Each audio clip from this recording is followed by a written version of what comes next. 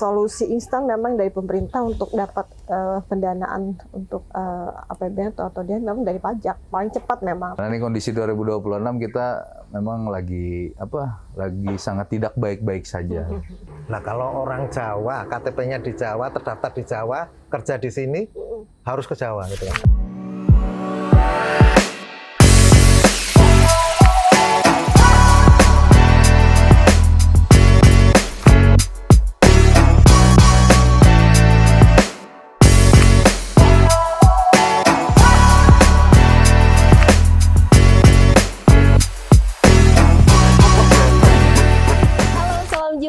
Bersua lagi dengan saya Rini Dimas Muda di Coca-Cola Kominda Kalsel Komunikasi Langsung.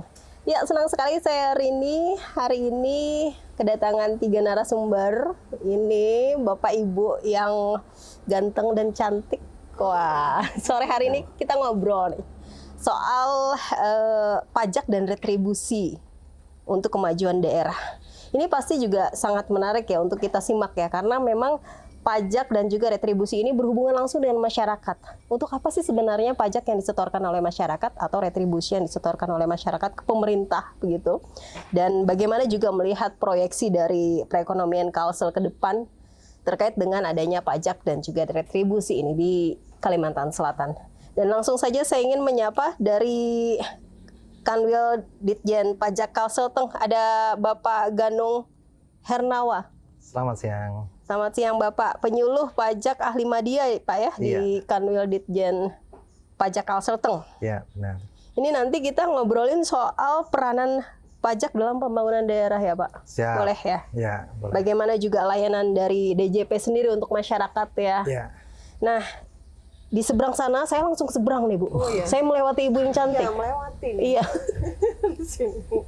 Saya langsung ke seberang ada Pak Indra Surya Saputra. Sore Ibu. Pak Indra ini dari Badan Pendapatan Daerah Ya, Provinsi betul. Kalimantan Selatan, Kabid Pengelolaan Pendapatan Daerah ya di Siap. Bapenda Provinsi.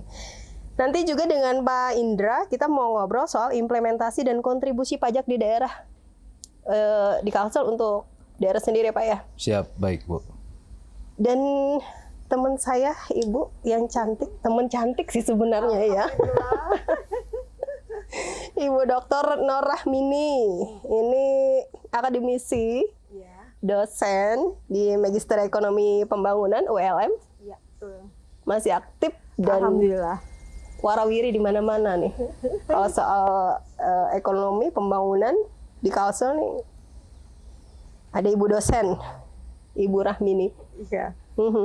Nanti juga kita bicara soal tantangan perekonomian kita Bu ya di Kalsel nih seperti apa? Ya, siap.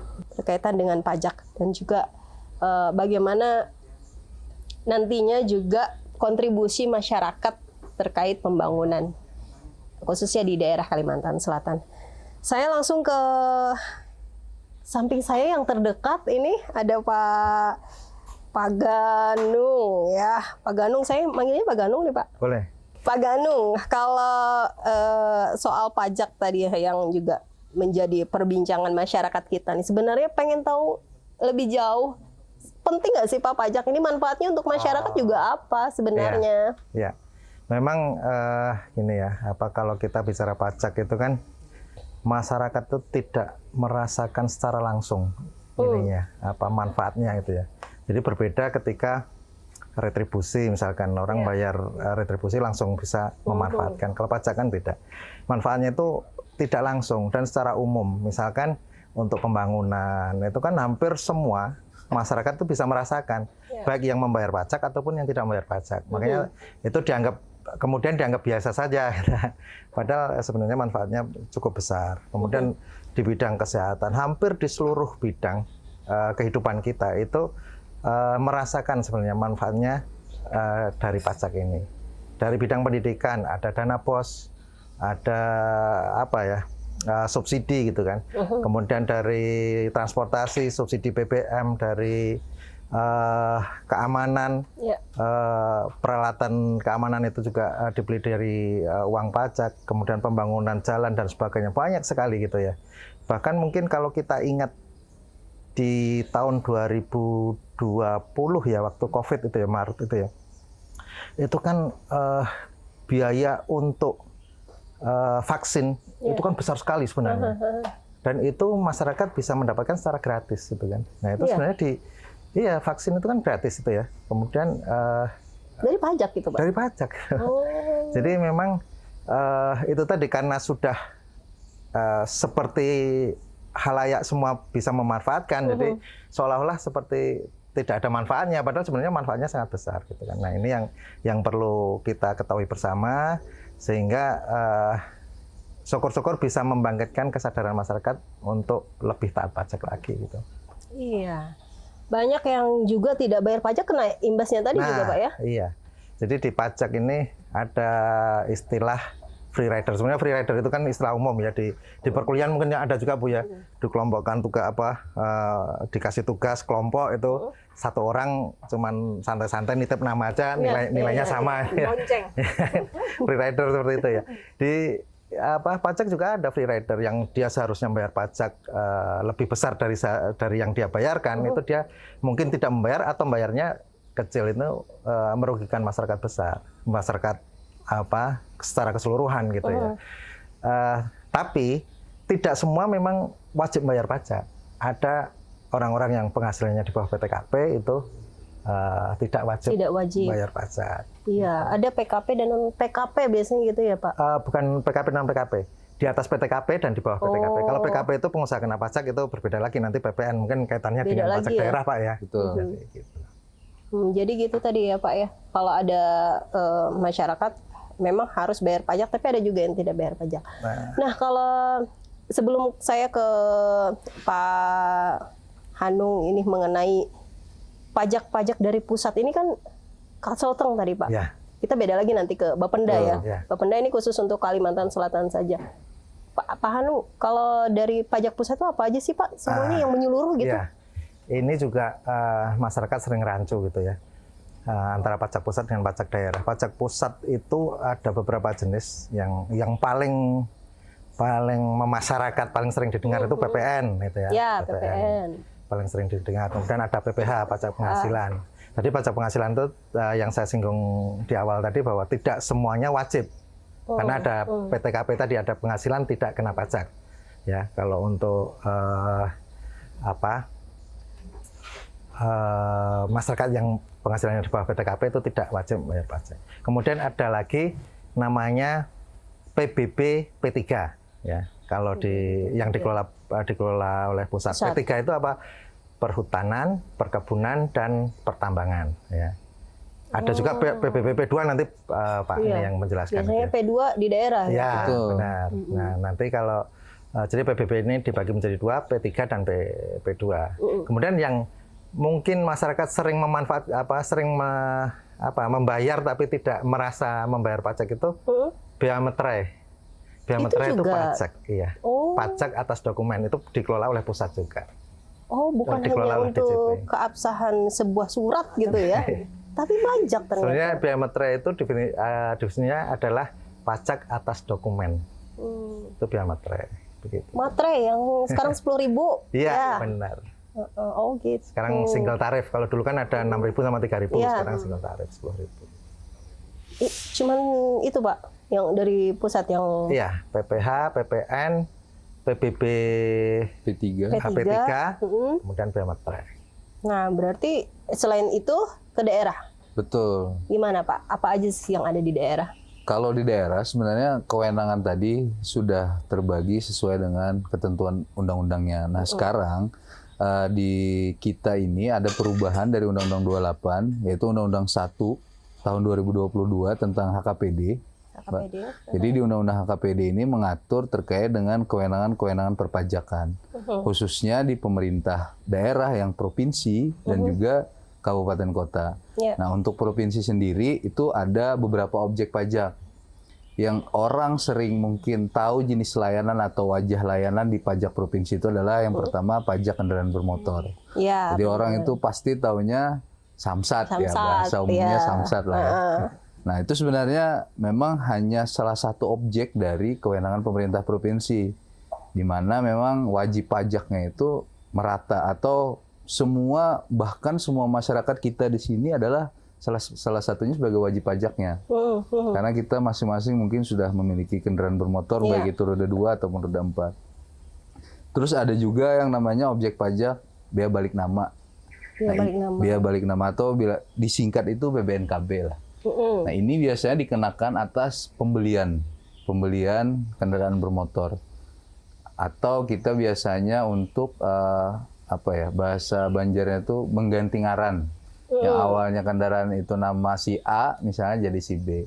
Nah, tapi di Kalimantan Selatan ini khususnya untuk BBN, balik nama atau ganti nama tadi itu kita ada digratiskan oleh Gubernur Kalimantan sendiri di turunan dari Undang-Undang 1 tadi, PP 35 tadi, kita ada Perda 1 tahun 2024. Yang ketiga itu ada pajak air permukaan kalau untuk pemerintah pun, PAP betul.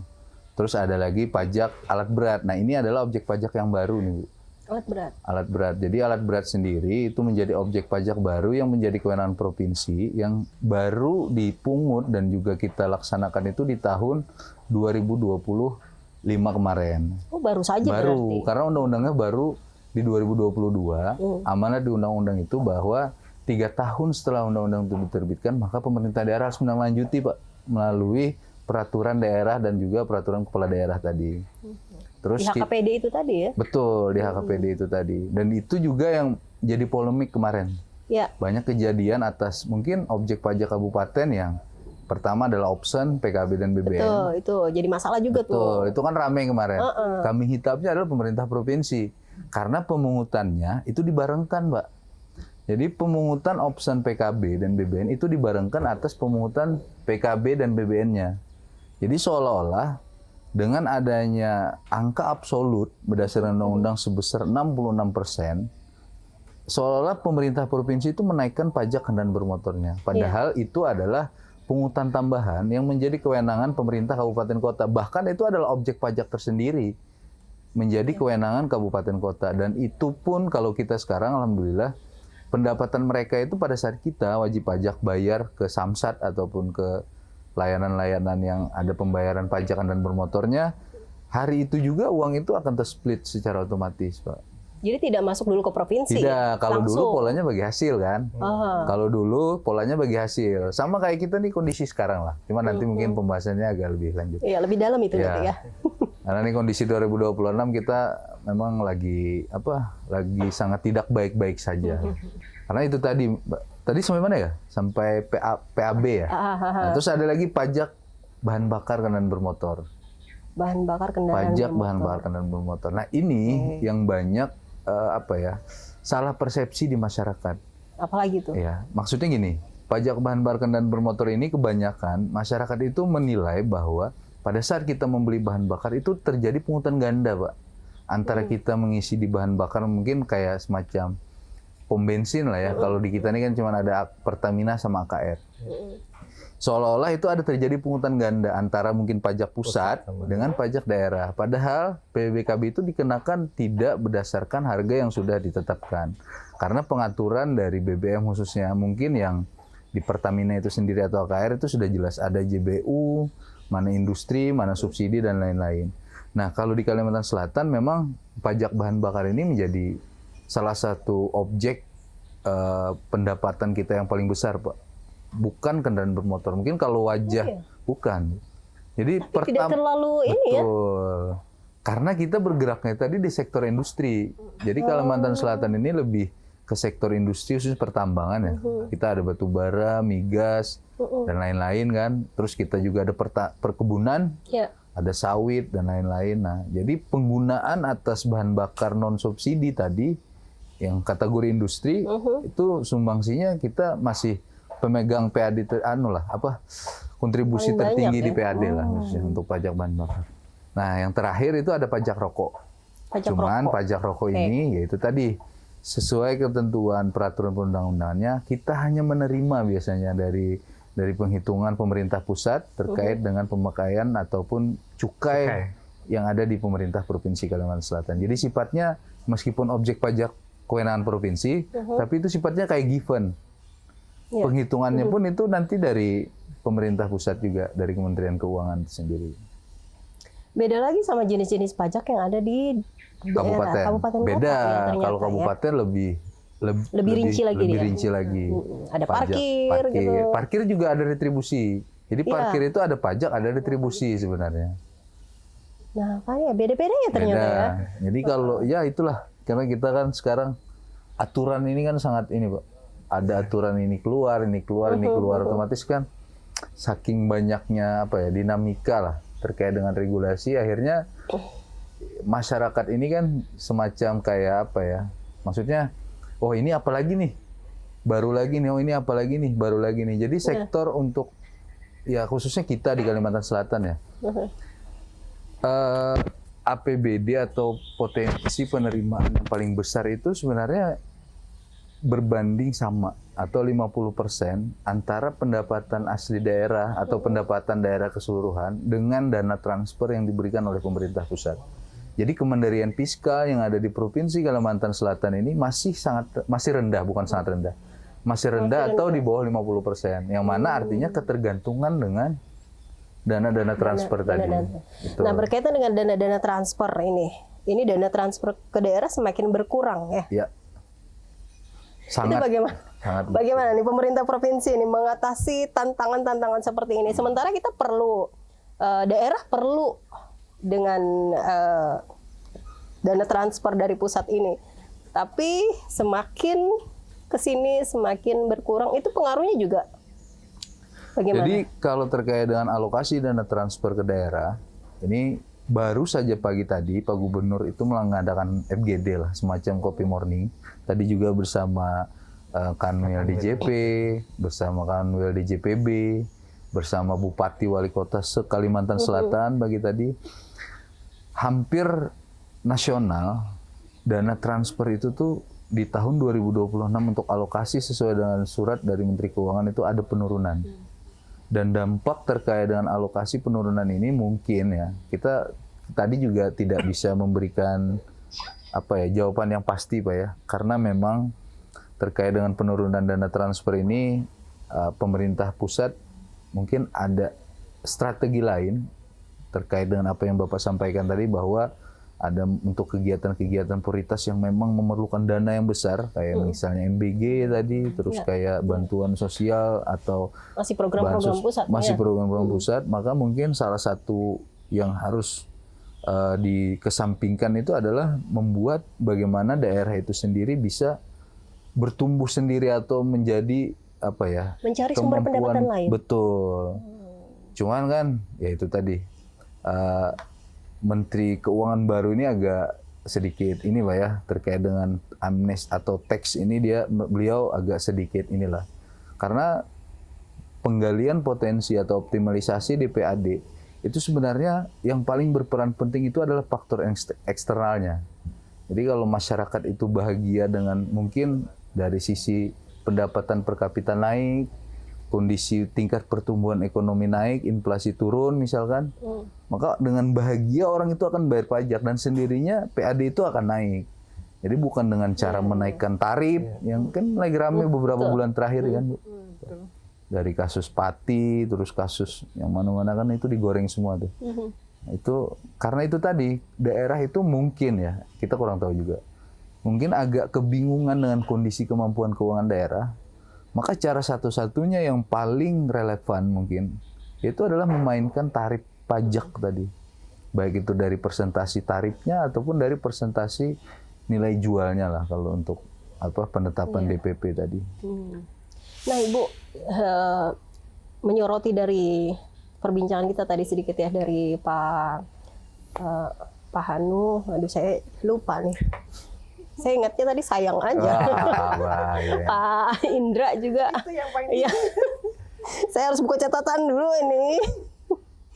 Pak Ganung ya, dan juga Pak Indra tadi Bu, gimana nih menyoroti ini kan tadi disampaikan Pak Ganung bahwa sebenarnya pajak yang dibayarkan oleh masyarakat itu untuk bayar macam-macam juga nih yang masyarakat tidak tahu gitu. Tapi di satu sisi tadi juga dari apa yang disampaikan Pak Indra, dengan adanya dana transfer yang semakin menurun untuk daerah, ini juga sebenarnya berpengaruh terhadap pembangunan nantinya. Nah, seperti apa tuh Bu? Ya, kalau saya menyimak dari apa yang sampai Pak Ganung juga Pak Indra tadi ya, memang solusi instan memang dari pemerintah untuk dapat pendanaan untuk APBN atau dia memang dari pajak paling cepat memang. Tapi memang tadi pajak ini juga konsekuensinya juga adalah jelas ya dampaknya ke masyarakat secara langsung kan. Betul. Nah, jadi ketika didorong pajak ya, apalagi dimunculkan pajak-pajak baru yang itu otomatis menekan ke wajib pajak. Jadi misal kalau diberlakukan ke pajak penjualan, otomatis harga jual naik. Naik. Nah, Ya. ketika harga jual naik, otomatis kan daya beli permintaan akan turun. Kenapa? Karena daya beli masyarakat akan turun. Harga-harga itu menjadi naik yang imbasnya nanti secara global adalah terjadi inflasi.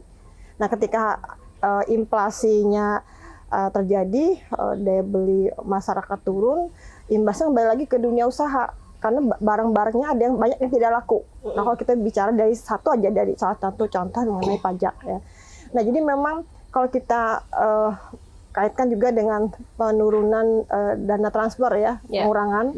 Jadi jelasnya memang artinya pemerintah pusat sudah mulai mengurangi istilahnya ke daerah itu adalah bantuannya ya berupa ke daerah. Jadi upaya pemerintah daerah memang harus pintar-pintar bisa menjadikan sumber-sumber potensi daerah yang bisa dikembangkan.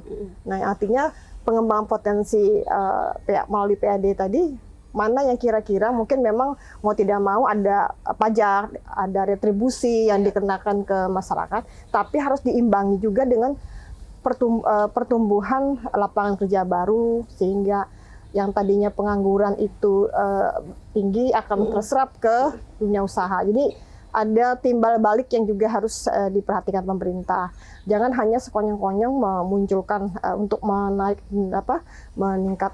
memunculkan pendapatan daerah dengan hanya menggelotokkan kebijakan-kebijakan yang sifatnya adalah berupa hanya pajak dan retribusi, tapi tingkatkan juga dari sisi penawarannya. Jadi tadi dari sisi dunia usaha bagaimana menumbuhkan sektor-sektor yang selama ini mungkin belum ada. Jadi contohnya seperti kalau kita lihat saat ini pemerintah kita daerah terutama itu lebih banyak kita larinya ke sektor pertambangan karena dianggap paling banyak memberikan kontribusi ya. Dari struktur PDRB itu dia menyumbang hampir memang 28% lebih. Jadi karena dianggap pertambangan ini notabene dia banyak memberikan kontribusi, jadi di sana dieksploitasi. Padahal kita juga melihat pertambangan ini adalah dari sisi penyerapan tenaga kerja tidak sebanyak UMKM. Nah, makanya pemerintah Prabowo ini sudah mulai mengarah juga bagaimana menghidupkan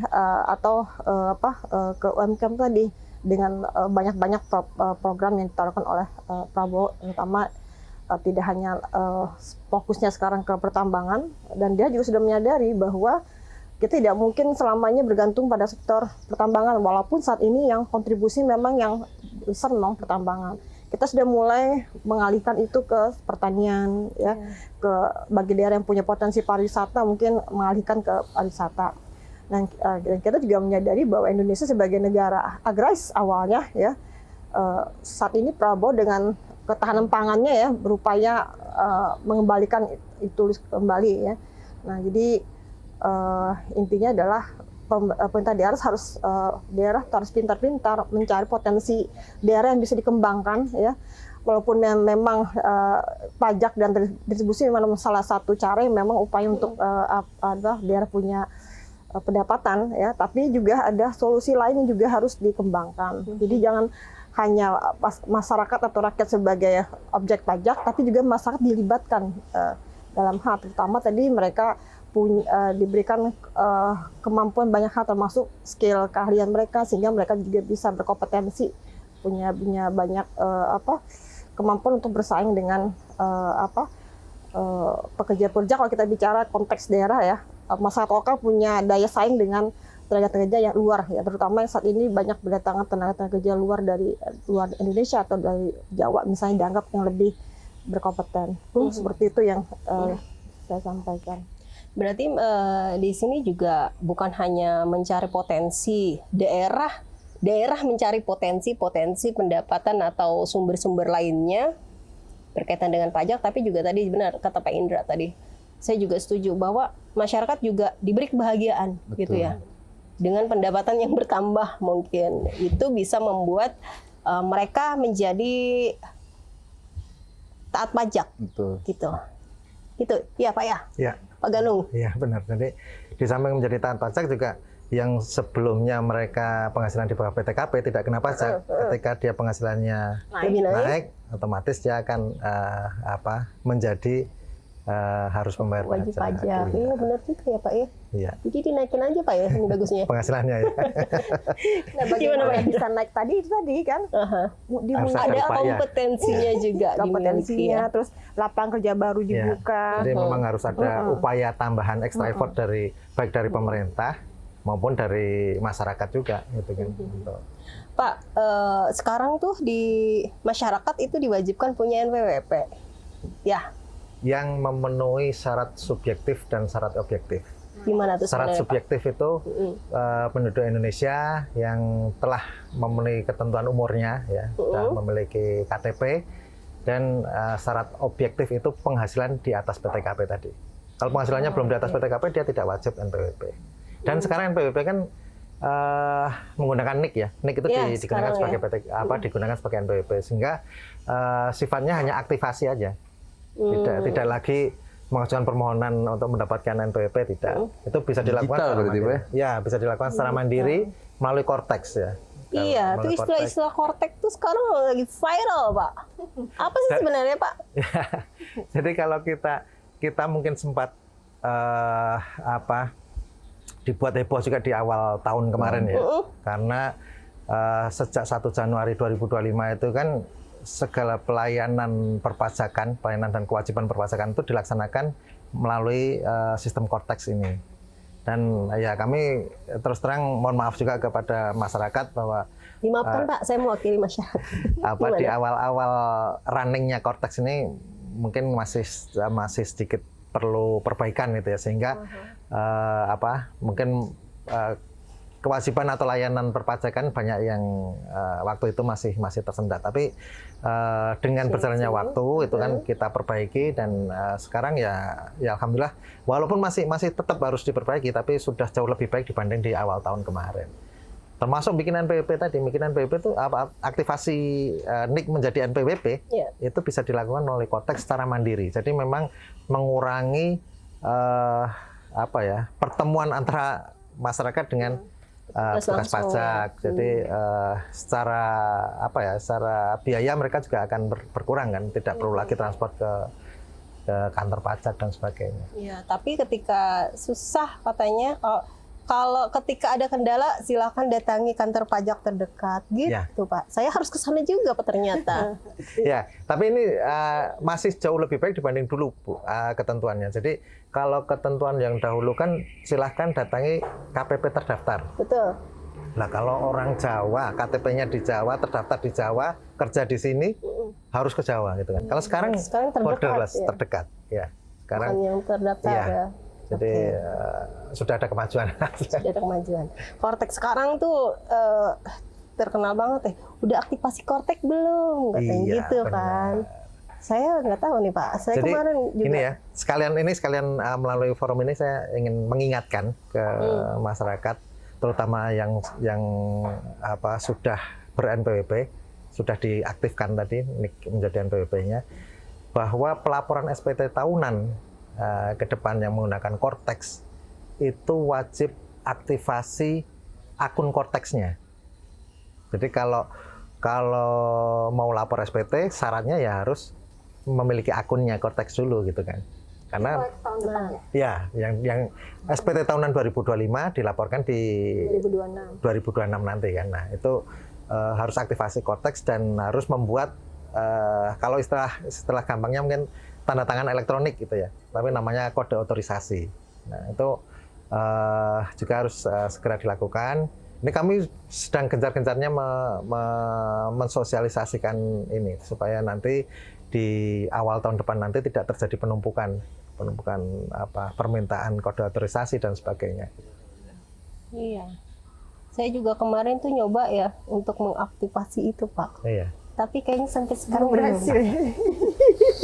Bagaimana Ibu Bapak sudah masuk? Belum. Belum juga. Wah. Itu tawa Ya. saya. Jadi nanti gini, kalau misalkan perlu bantuan, ada jumlah karyawannya lebih dari 100 lah, taruh lebih dari 100, silahkan bersurat ke kami, nanti Oh, kami yang jadi datang. kolektif sifatnya, Ya, Pak ya. bukan kita praktek bareng lah, betul, kita buka atas langsung. nama instansi Nah, mungkin ya. ya. Jadi mungkin bisa diundang ke pos ekonomi, Pak. Boleh.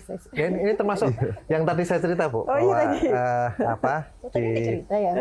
Nggak di diajak. D3 ya, diajak. D3 Unlam itu mengundang kami untuk melakukan sosialisasi korporasi. Ya nanti deh kita atur ya Pak ya. Nanti Bapaknya 100 gitu-gitu Pan ya. Iya. Soalnya Harus 100 sih Pak ya. Kalau terlalu sedikit kami SDM-nya juga terbatas, Bu, nanti. Ini banyak sekali. Nanti bisa minta bantuan saya Pak. Jelaskan dulu ke saya, nanti saya jelaskan kepada Boleh. orang-orang. Oke, itu tadi soal ya Kortek ya. Sekarang nih, wah ini penasaran nih Pak Indra nih kayaknya nih. Nanti Pak, tahan dulu ya Pak ya. Kita bicara soal pajak daerah lagi nih. Mengenai tadi dana transfer juga sudah ya, kalau ini juga berpengaruh nantinya. Untuk masyarakat sendiri nih, dari Bapenda Kalsel, biasanya kan hubungannya cuma samsat gitu ya Pak ya. Betul. Kalau berkaitan dengan daerah, selainnya option tadi, ada hal lain lagi Pak di kabupaten kota yang mungkin berkaitan dengan masyarakat juga nih untuk pajak ini tadi. Yang menjadi kewenangan provinsi ya. Sebenarnya semua objek pajak itu pasti berkaitan kepada masyarakat. Bedanya adalah apakah dia pribadi atau badan. Nah, karena kendaraan bermotor ini banyak pribadi, maksudnya seperti kita ini bukan atas nama perusahaan ataupun badan, maka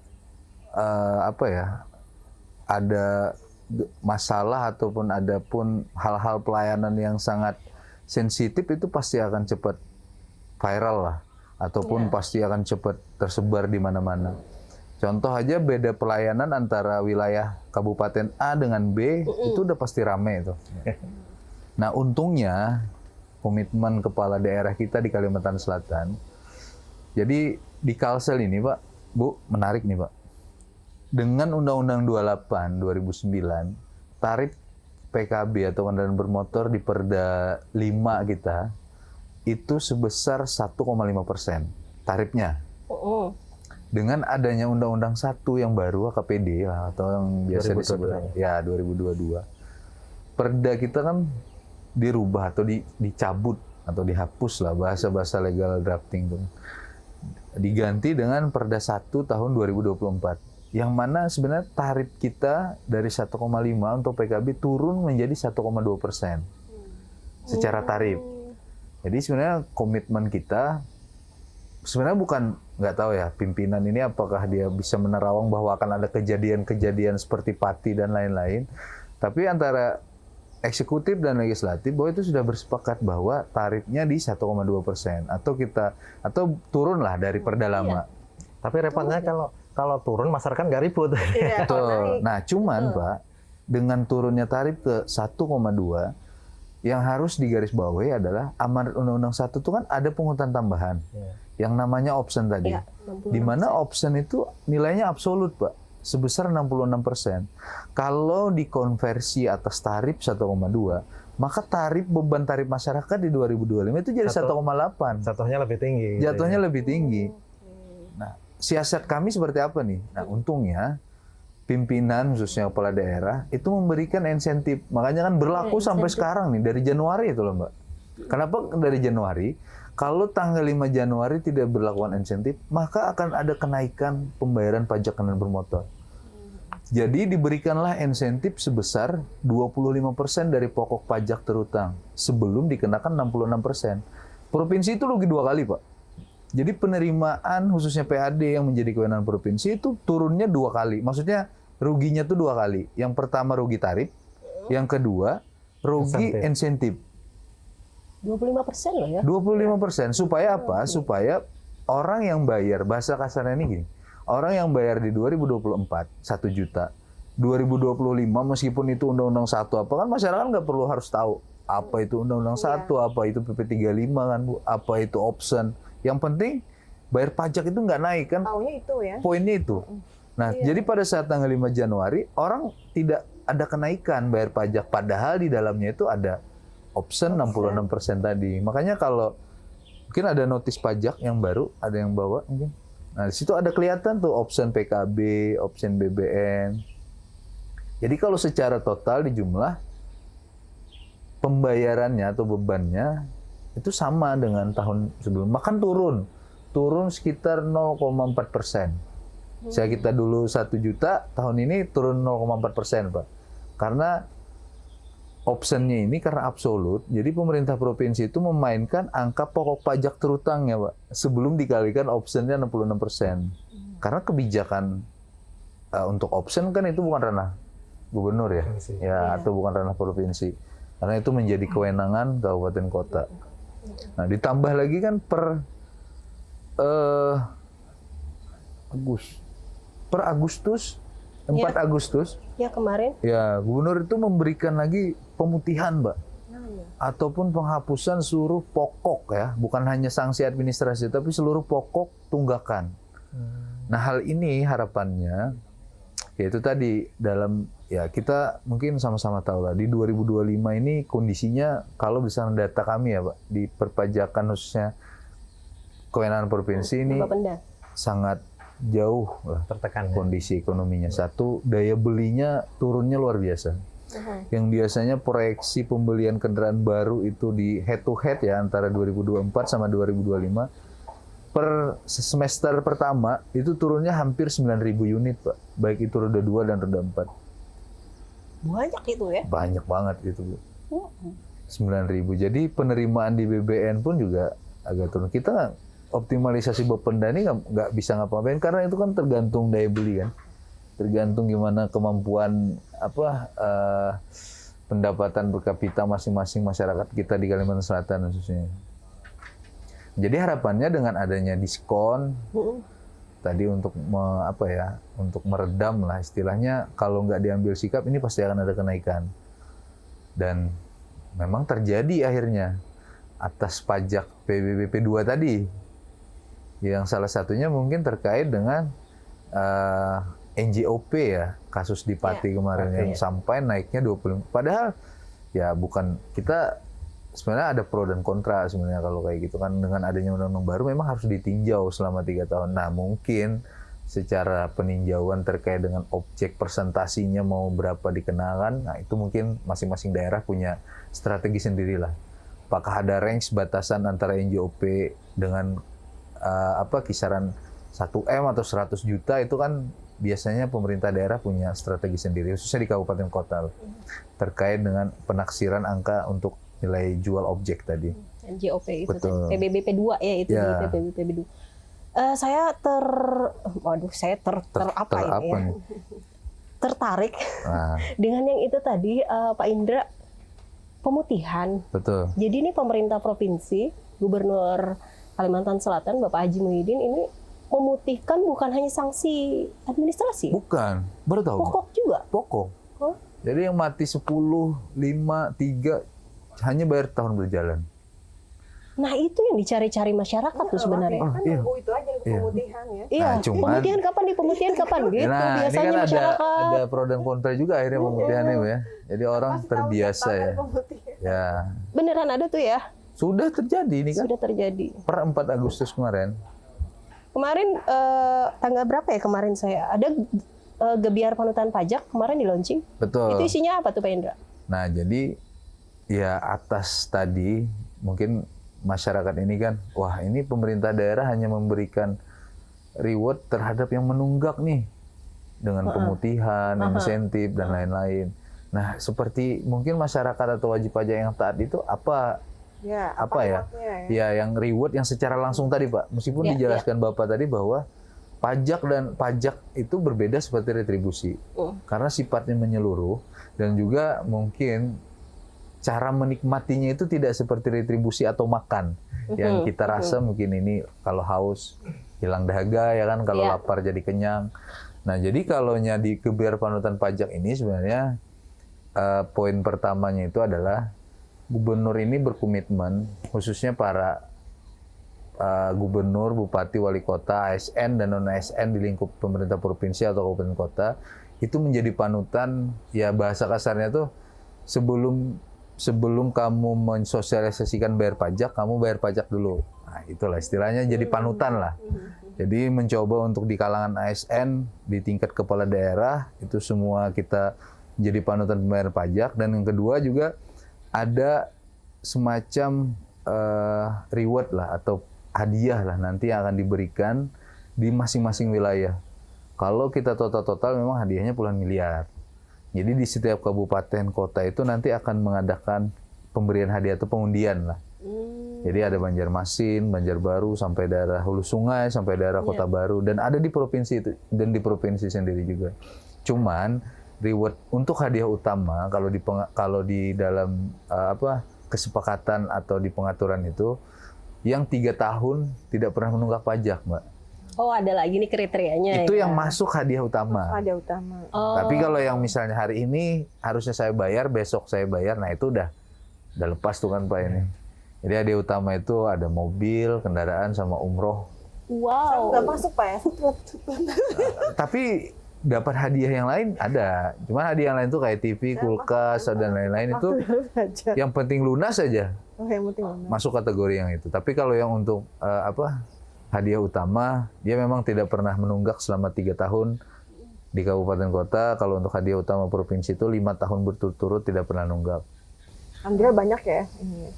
Banyak peminatnya. Dan sekarang juga kita lagi bekerja sama atas option tadi dengan kabupaten kota. Gimana caranya bahwa setiap kali ada pembayaran itu kita berikan semacam ya tanda terima kasih lah. Kalau dulu kan bentuk ada payung, gelas. Kalau sekarang kita lebih ke arah sembako sebenarnya. Ada merchandise-nya katanya ya. Ada minyak, Sembako, kayak iya. beras gitu-gitu.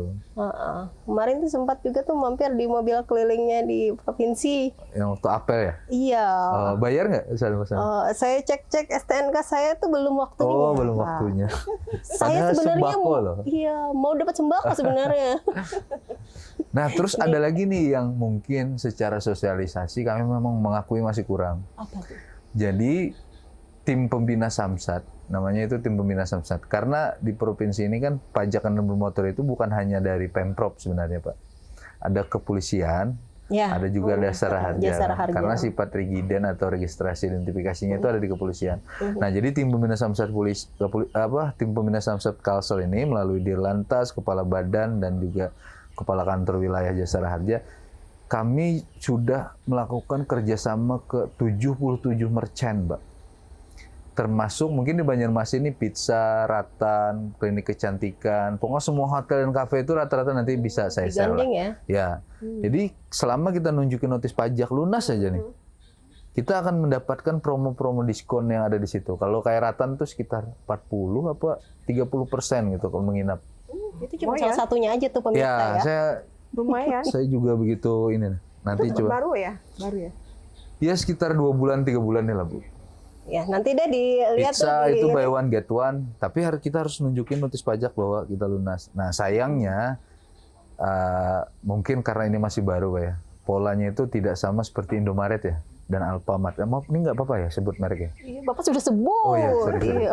Karena kan kalau misalnya di tempat tadi itu kan mau tidak mau atau niat tidak niat, kasirnya itu kan selalu bilang sekalian dengan pulsa misalnya atau dan Sudah SOP-nya, Pak. nah itu di kita dengan merchant ini tidak di sosial, akhirnya orang kalau tahu ini bisa dengan notis mungkin bisa kami tunjukin. Nah itu tadi ya Tahu kok nggak apa-apa aja. betul. Nanti ini Informasi-informasi lagi diinikan inilah, mudah-mudahan nanti bisa sama lah SOP-nya tuh mungkin ada seperti keaktifan dari mungkin kasir ya mungkin apa dan lain. aja kayak apa? Kita sudah ada banner-banner masing-masing di hotel itu sudah ada sebenarnya. Tapi kadang masyarakat juga yang nggak mau baca, Bu. Gitu ya. Iya. Iya, banyak di nih. semua kabupaten kota juga ada. Kita kerjasama dengan dealer, dengan ya dealer-dealer kan biasanya ada diskon spare part, ada yang servis gratis, ada yang diskon ganti oli. Oh, jangan-jangan di sini juga ada ya? Nih diskon. Enggak ya? Jungle kayaknya belum. Pak, dimasukkan. Iya, nanti kita inilah. UMKM belum ya? Belum tergandeng ya? Ini kalau MKM sih belum.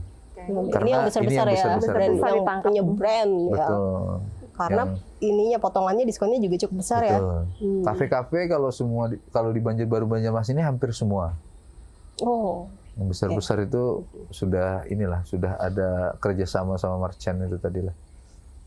Cuman ya itu tadi balik lagi kan di mereka juga di pelaku usaha ada syarat dan ketentuan ya kan. Mungkin sehari misalnya kayak hotel 10 misalnya. mungkin iya. Nanti kebanyakan malam. rugi Nah, lagi betul. nih 10 mereka malam baru ya. dapat Pak.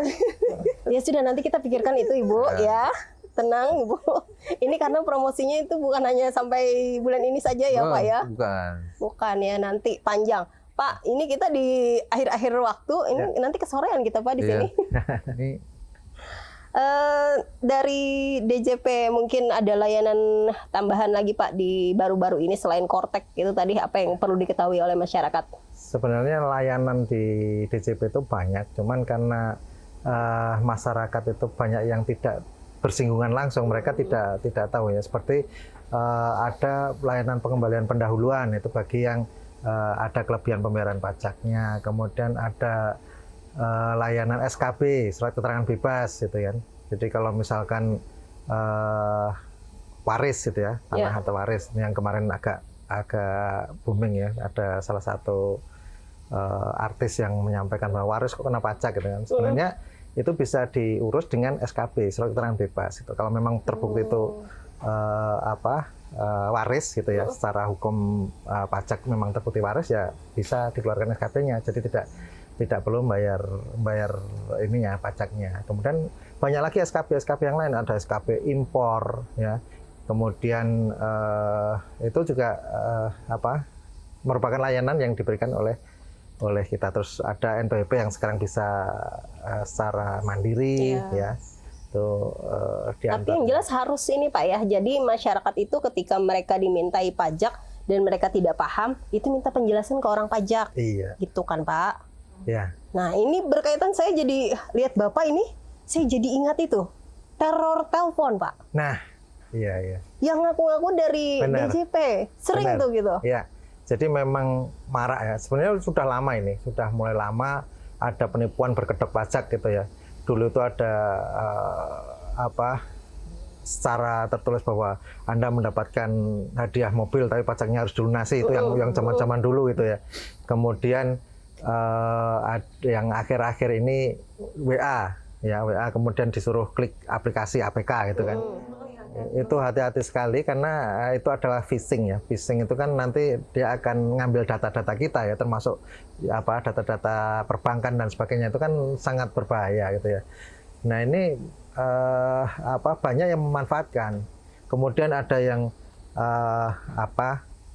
WA minta Telepon merubah Pak kemarin, tapi datanya itu benar loh Pak. Nah, Dari mana dia dapat ya? Nah, ini yang sebenarnya harus kita cermati ya, karena data perpajakan ini kan sebenarnya dilindungi ya, baik secara cyber maupun fisiknya gitu ya, dilindungi undang-undang. Jadi yang namanya penjahat cyber itu kan ya mungkin dia bisa mendapatkan ketika kita bertransaksi kemudian menyebutkan data-data perpajakan kita. Nah, itu juga harus hati-hati di situ, karena kejahatan cyber ini sekarang sudah sangat maju,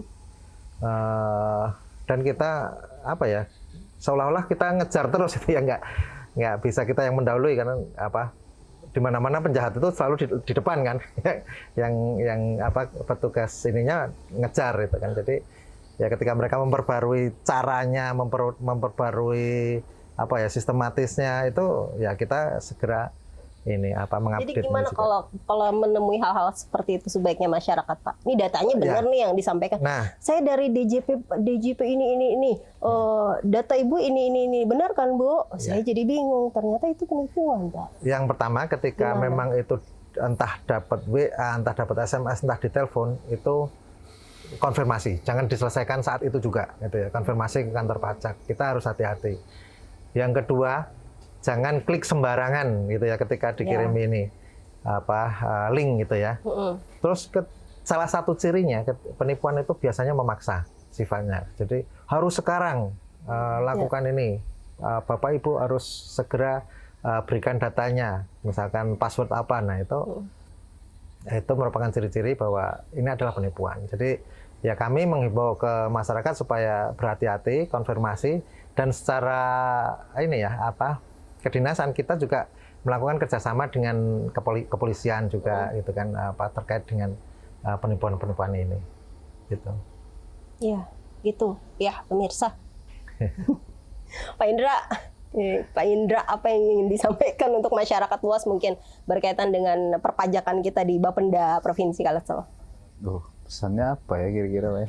Apa ya, Pak? Jadi sebenarnya tidak ada pesan lah, karena memang kita di sini pun mau Bapak pegawai DJP, Ibu dosen ataupun saya sendiri di Bapenda, tidak lupa pasti sebagai wajib pajak, sebagai entah wajib pajak, itu wajib pajak kewenangan pusat atau kewenangan provinsi atau kewenangan kabupaten. Karena kita acara di sini pun juga dengan minum-minum kopi ini juga kena pajak nih, Pak.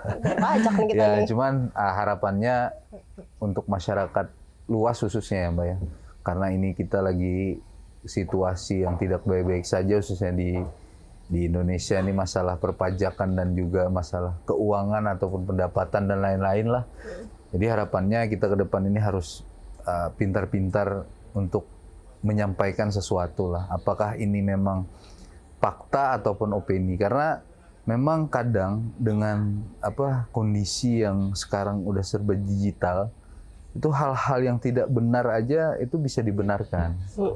Iya, seolah-olah benar. Kadang melempar isu dengan adanya mungkin layanan perpajakan, baik itu tadi Kortek dan lain-lain, itu nanti kemana-mana, Pak ya. Maksudnya tidak hanya di satu orang atau di satu pelayanan itu saja, tapi juga nanti berdampak kemana-mana gitu.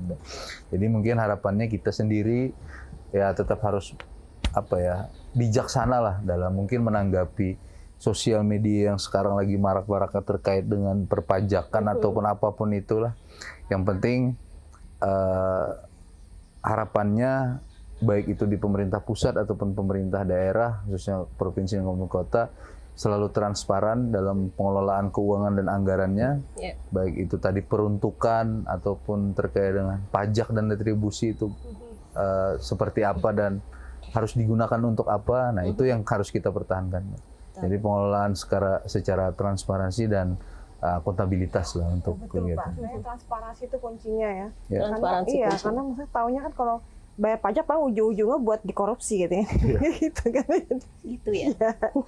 Ibu Romi ini mungkin ada saran untuk pemerintah, Bu, dari baik pemerintah pusat ataupun juga daerah ini, bagaimana untuk bisa memajukan perekonomian kita di Kalimantan Selatan, khususnya di perpajakan ini? Kalau terkait dengan perpajakan, jelas tadi sudah kita bahwa memang ini merupakan salah satu cara dari pemerintah ya untuk mendapatkan penerimaan pusat ataupun daerah. Jadi memang sosialisasi itu penting supaya antara target pajak yang dikehendaki itu bisa tercapai. Jadi seperti yang tadi banyak usaha yang dilakukan tadi dengan berikan reward ya pada yang yang bayar pajaknya tepat waktu. Nah juga memang diberikan sosialisasi juga kepada masyarakat bahwa pajak itu larinya untuk mereka sendiri juga, walaupun yang tidak bayar juga menikmati. Jadi seperti untuk mereka infrastruktur jalan itu kan duitnya dari pajak juga. Jadi mereka menikmati secara langsung juga sebenarnya kan, bagi yang bayar pajak maupun tidak. Jadi untuk infrastruktur, juga untuk layanan komunikasi juga baik menggunakan. Jadi sifatnya untuk layanan publik itu menggunakan dana pajak. Nah, Kemudian dari sisi lain juga terkait dengan pajak, memang retribusi yang jelas yang pertama yang pasti dibayar masyarakat mau tidak mau ya. Untuk parkir dia harus bayar retribusi. Untuk dia melakukan apapun, misalnya untuk ke objek wisata bayar retribusi karena memang langsung balik ke dirinya sendiri. Nah untuk yang sosialisasi pajak ini yang perlu lebih digiatkan supaya mereka masyarakat tahu bahwa banyak sekali manfaat pajak yang juga mereka terima, tidak hanya yang horor-horornya saja ya tadi yang khawatir dikorupsi macam-macam. Jadi itu yang masalah transparansi itu jadi juga perlu harus ditingkatkan dari pajak sehingga dana yang terkumpul memang betul-betul peruntukannya untuk layanan publik tadi. Artinya kembali lagi untuk masyarakat. Jadi tidak ada yang komentar-komentar negatif ya bahwa pajak ini ya untuk mengenyangkan dompet seseorang saja. Nah, itu yang kita harapkan dari adanya sosialisasi seperti itu. Jadi transparansi itu penting. Nah, juga kalau bicara mengenai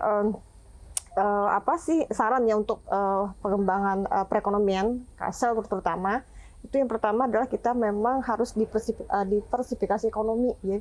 Jadi selama ini memang kita notabene memang arahnya lebih banyak ke sektor mentah seperti batu bara, yang diekspor juga batu bara, sawit ya. Nah, mulailah masuk ke industri turunannya.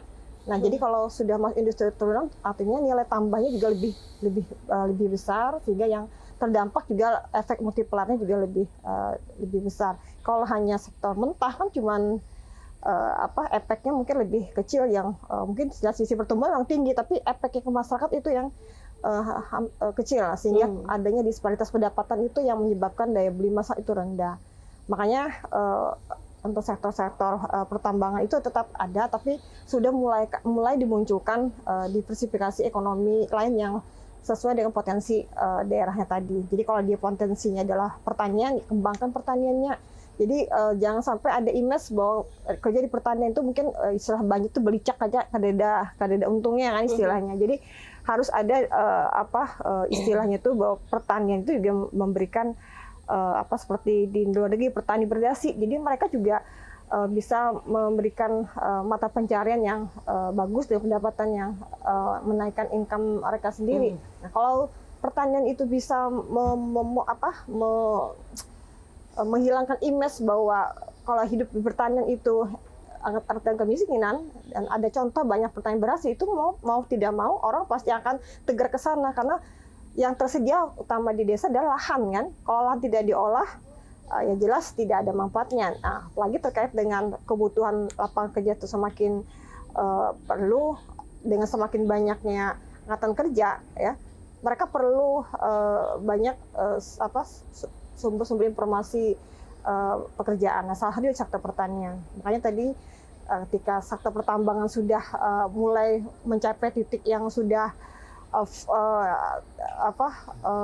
full ya sudah terlalu tinggi pada saat akhirnya akan turun kalau kita kurvanya dia akan menurun maka sektor lainnya harus membackup sektor pertanian, sektor pariwisata yang hari ini masing-masing pemerintah daerah sudah mulai masing-masingnya menggerakkan karena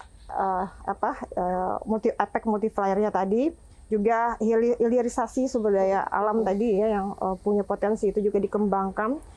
Juga termasuk masalah transformasi digital. Nah, jadi saat ini yang lagi ramai adalah transformasi digital dan UMKM. Jadi saat ini kalau kita melihat UMKM banyak pertumbuhan, apalagi dengan adanya platform-platform, adanya Shopee, macam-macam itu memancing UMKM itu tidak harus mereka berada pada kondisi yang harus punya lahan, punya tempat yang bagus. Artinya kan mereka bisa bekerja dan menghasilkan produk tanpa harus mengeluarkan biaya yang cukup besar untuk tempat outletnya. Jadi itu yang jadi sekarang UMKM berkembang.